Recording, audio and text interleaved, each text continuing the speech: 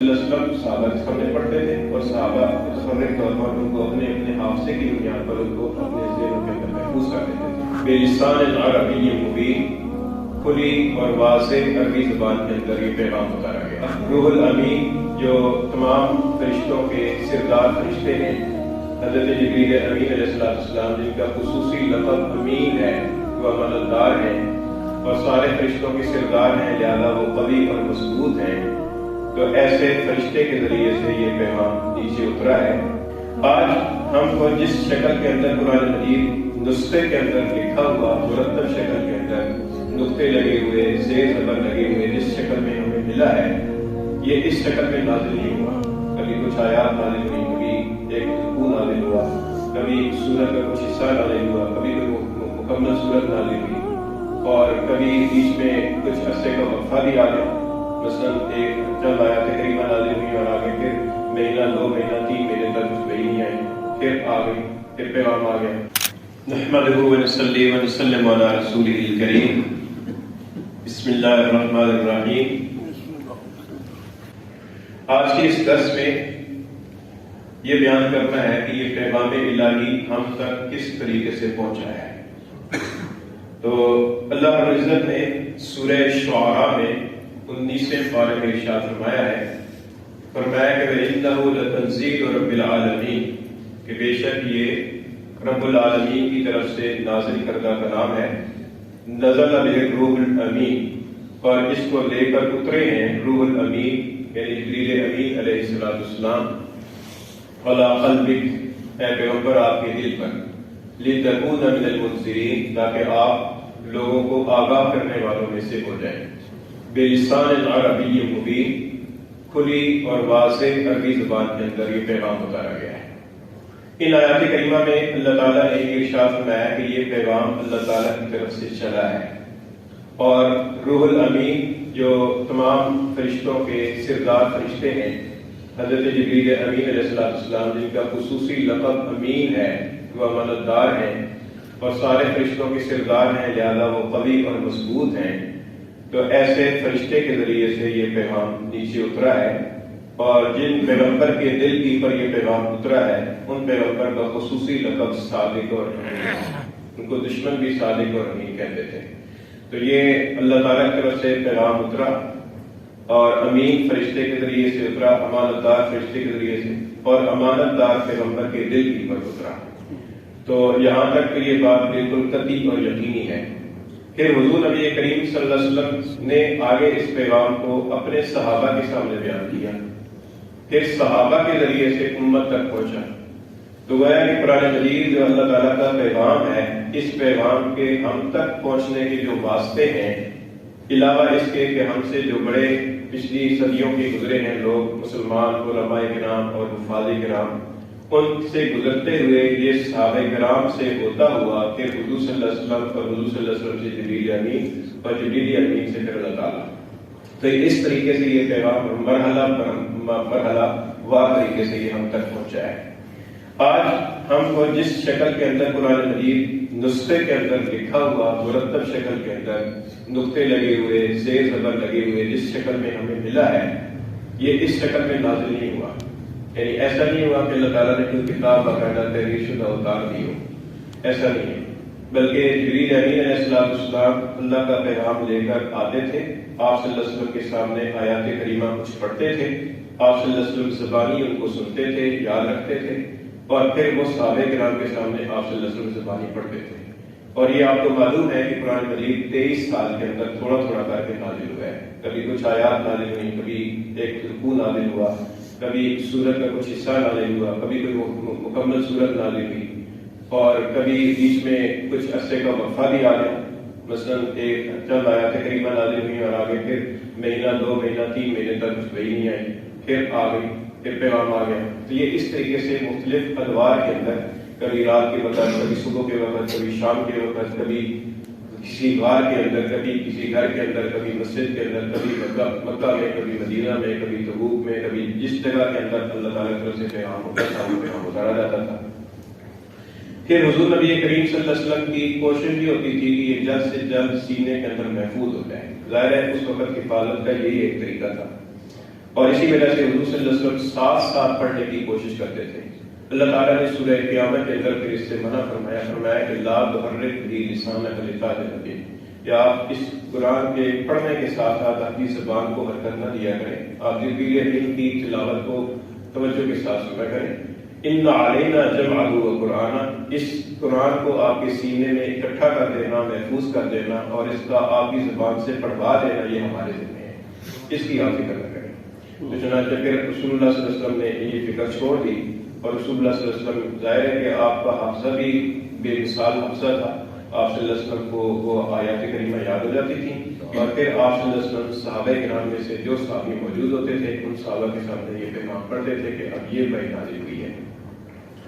اور صحابہ کرام چونکہ اہل عرب تھے اور عربوں کا حافظہ جو ہے نا وہ فقید المثال ہے، بہت مثالی حافظہ تھا، ان کو اپنے گھوڑوں اور اونٹوں کے نسب نامے یاد ہوتے تھے۔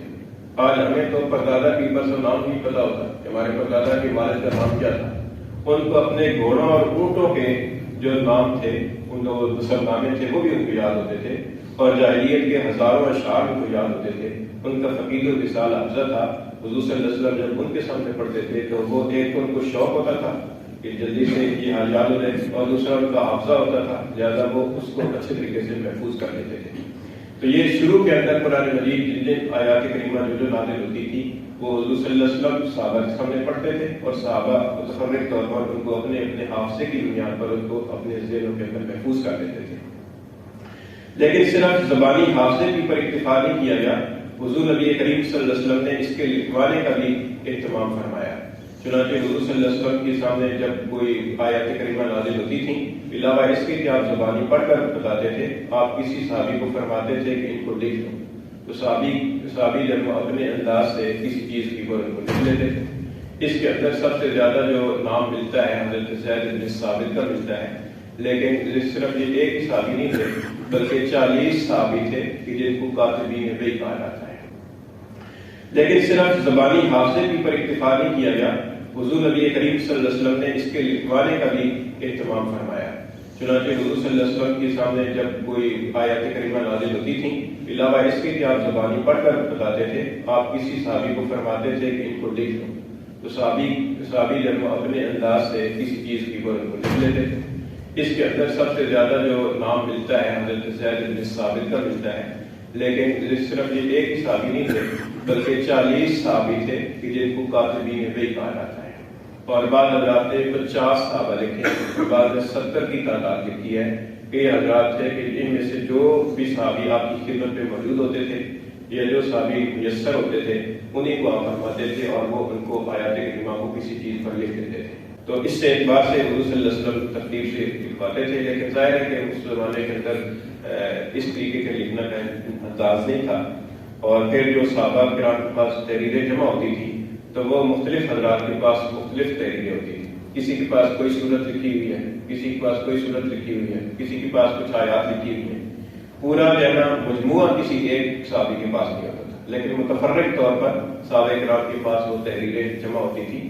تو حضور صلی اللہ علیہ وسلم کا جب اس دنیا سے وصال ہوا ہے تو آپ صلی اللہ علیہ وسلم مکمل قرآن مجید اور پوری صورتوں اور آیات کی ترتیب کے ساتھ صحابہ کرام کو زبانی بتا چکے تھے، اور صحابہ کرام کے پاس تحریری صورت کے اندر بھی وہ محفوظ تھا، مختلف ٹکڑوں کے اندر لکھا ہوا تھا لیکن وہ محفوظ تھا کہ یہ آیات ہیں، یہ آیات ہیں، یہ صورت ہے، اس صورت کے بعد یہ صورت ہے، یہ ترتیب ان کے ذہنوں میں موجود تھی۔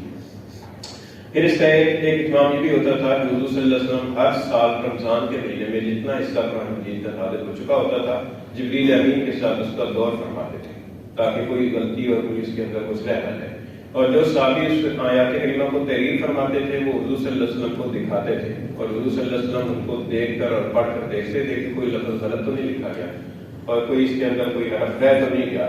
اس ترتیب سے وہ آپ صلی اللہ علیہ وسلم نے لکھوایا اور صحابہ کرام کے پاس یہ چیزیں جمع ہوئی۔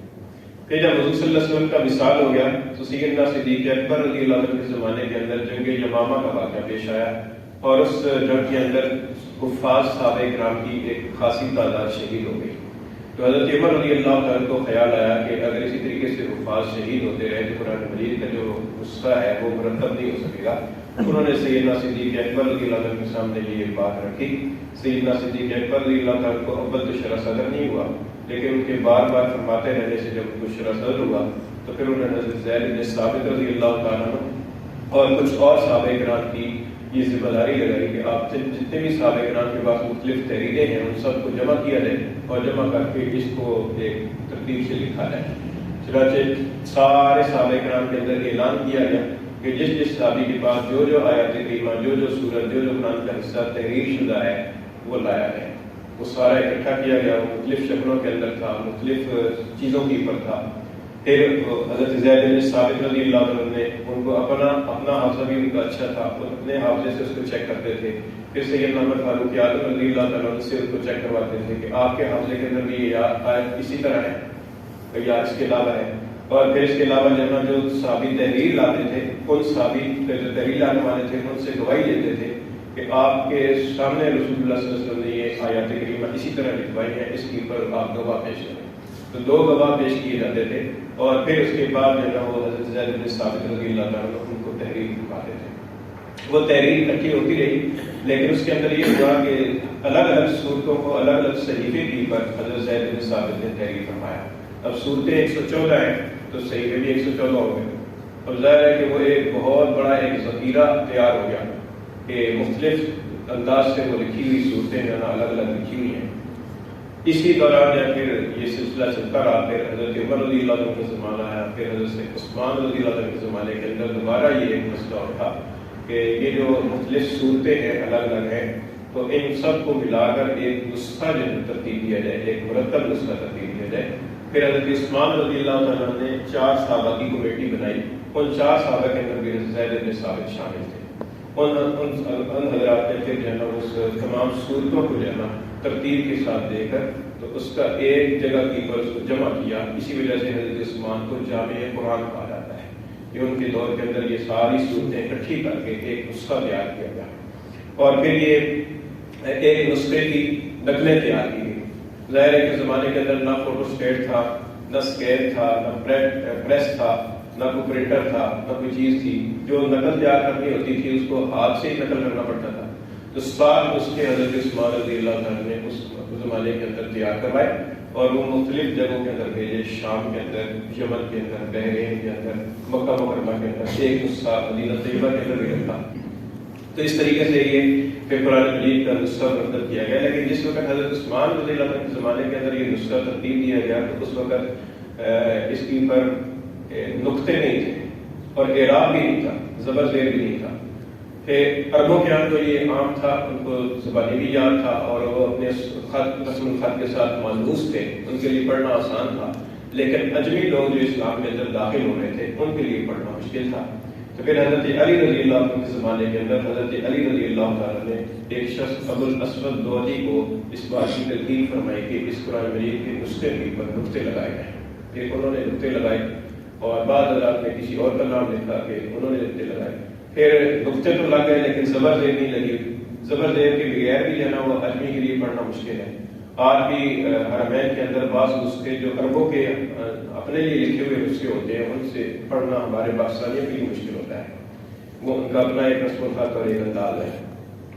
تو اعراب نہیں لگا ہوا تھا. پھر حجاج بن یوسف نے اپنے زمانے کے اندر حضرت حسن بصری اور یحییٰ بن جعفر اور ایک اور تابعی ہیں، ان 3 حضرات کے ذریعے سے ان کی پر اعراب لگوائے کہ ان کی پر زبر زیر پیش اور جزم اور قلب لگایا جائے. تو یہ اس ترتیب سے پھر اعراب لگے. پھر جو ہے نا وہ کسی زمانے کے اندر ان کو بچوں کو آسانی کے لیے اور پڑھانے کے لیے ان کو 30 مساوی حصوں کے اندر تقسیم کیا گیا، جس کے نتیجے کے اندر اس کے 30 پارے بنے. اور پھر جو قرآن مجید کو پڑھنے کا جو صحابہ کرام کے اندر ترتیب تھی کہ ایک ہفتے کے اندر ختم کرنا ہے، تو اس اعتبار سے پھر جو حصہ ایک دن میں پڑھا جاتا تھا اس کو ایک منزل کا نام دیا گیا اور اس کی 7 منزلیں بنی کہ یہ پہلی منزل ہے، پھر دوسری منزل ہے، پھر تیسری منزل ہے.